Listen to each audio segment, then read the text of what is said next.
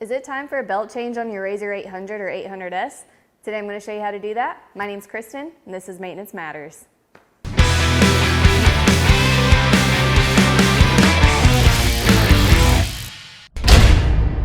We're going to start by removing these 3 clips here on your airbox lid. Slide that out. When you take this off, there's going to be a seal on the inside. Check and make sure that's in good shape and not damaged. If it is, you can get with your Polaris dealership and they'll get you a new one. Next, you're going to grab your filter.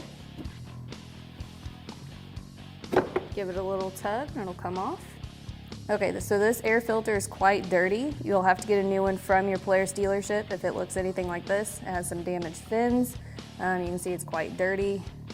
Now you'll want to wipe out any dirt or debris, any kind of leaves, mud, water that might be inside of your air filter box.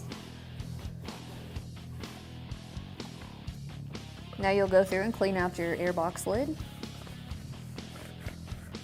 Clean around the seal, make sure it's good.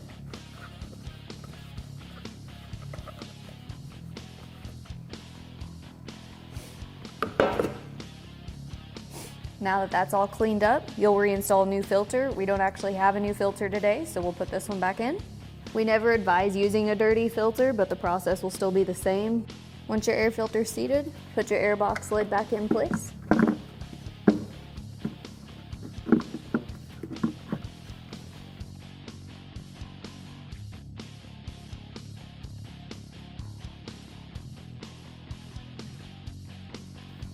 And that's how easy it is to change your air filter on a RZR 800 or 800S. Thanks for watching.